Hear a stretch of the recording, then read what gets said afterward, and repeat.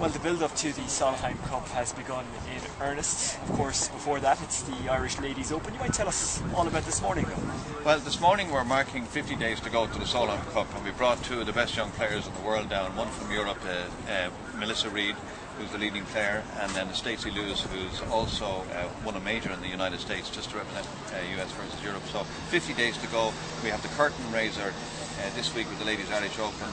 The events are all going to be played at Killeen Castle, so we're just kind of the curtain raiser more than anything else. And how important is the Irish Open when it comes to preparing for the Solheim Cup? Will it give you an idea of what you need to do or what to expect? Well, it's much more important for the captains who are out there kind of plotting strategy as they were yesterday. So we had Roddy Jones and Alison Nicholas over there yesterday working out all of the strategy.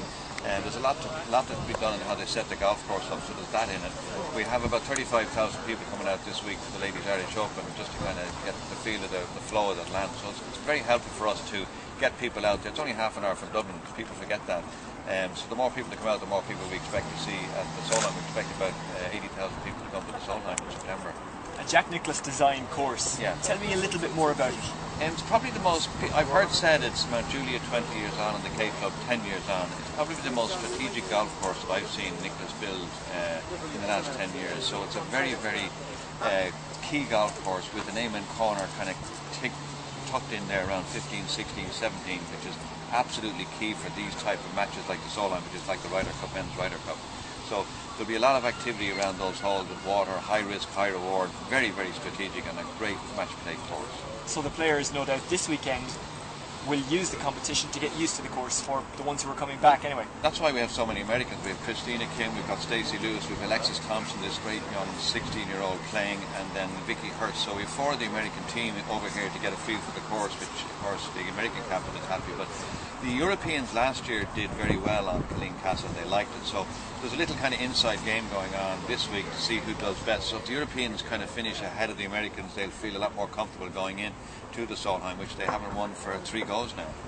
Yeah, that's important for Europe to try and get this title back, isn't it? It's huge, and I mean, Alison Nicholas, the captain, she's a Yorkshire lady, and she's been all over the country asking all of the men and women to come out and help support her, because she reckons in Chicago the last time the American crowd, 100,000 people who were there kind of against her, beat her at the end of the day.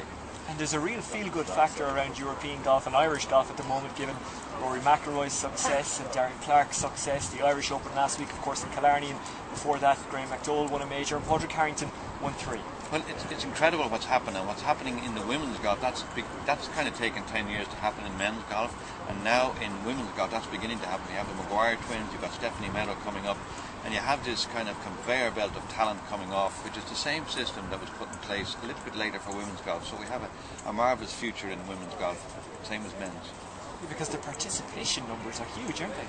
Well, there's 60,000, there's about 90,000 women play golf, 260,000 men in Ireland, but if you take 5 million people, there's 50 million people play golf in the world, which is a lot. And women's golf is the fastest growing segment, and that's particularly good for the Solheim, because we will have close to 5,000 people visiting here, and all of those will be new business coming to Ireland.